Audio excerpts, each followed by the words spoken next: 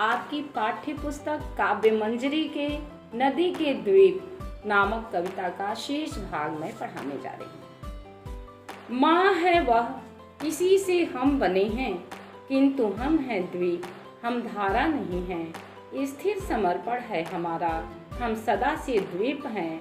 स्रोत अश्विनी के, किंतु हम बहते नहीं हैं, क्योंकि बहना रेत होना है। हम बहेंगे तो रहेंगे ही नहीं, पैर उखड़ेंगे, प्लवन होगा, ढहेंगे, सहेंगे, बढ़ जाएंगे। और फिर हम पूर्ण होकर भी कभी क्या धार बन सकते हैं। रेत बनकर हम सलील को तनिक गंदला ही करेंगे, अनुपयोगी ही बनाएंगे। बच्चों,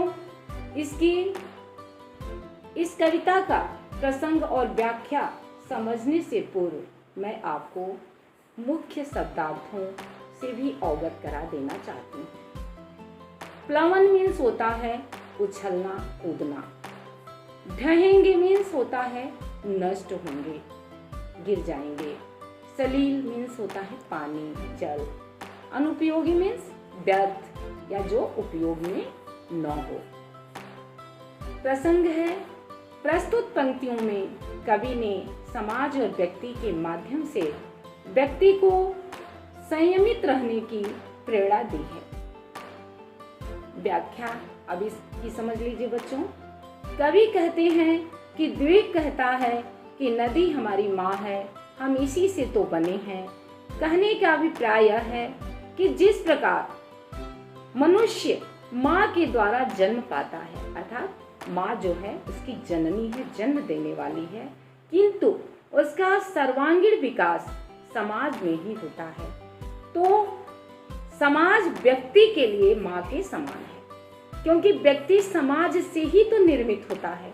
किंतु हम द्वीप हैं, धारा नहीं। स्थिर एवं समर्पण से रहना ही हमारा काम है। हम हमेशा से नदी के द्वीप हैं।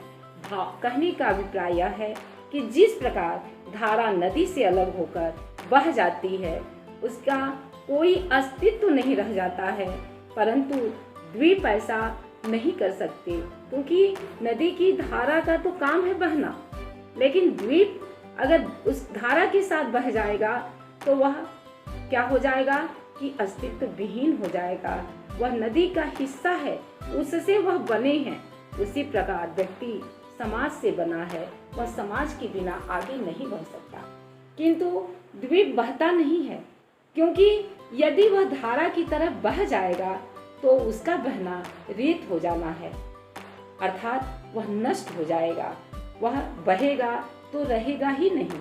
अगर पैर उखड़ जाएंगे, उछलना कूदना होगा तो वह नष्ट हो जाएगा।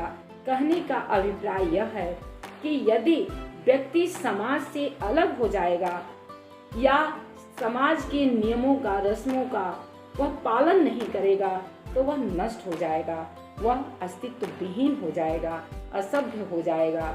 और पूर्ण होकर भी जिस प्रकार द्वीप कभी धारा नहीं बन सकता, अलग होकर नहीं बह सकता, रेत बनकर तो हम केवल पानी को गंदला ही करेंगे और व्यर्थ हो जाएंगे। जिस प्रकार यदि द्वीप नदी से अलग हो जाता है तो उसका अस्तित्व नहीं रहता, वह नष्ट हो जाता है। उसी प्रकार व्यक्ति भी समाज के बिना नष्ट हो जाता है, वह व्यर्थ हो जाता है। आप सुनते हैं कि जो व्यक्ति समाज से अलग होकर के अपना अस्तित्व बनाना चाहता है तो वह समाज के बिना अस्तित्व विहीन हो जाता है। कितना भी वह अपने को आगे बढ़ाना चाहे, वह आगे नहीं बढ़ सकता है, क्योंकि समाज में ही उसका सर्वांगीण विकास संभव है।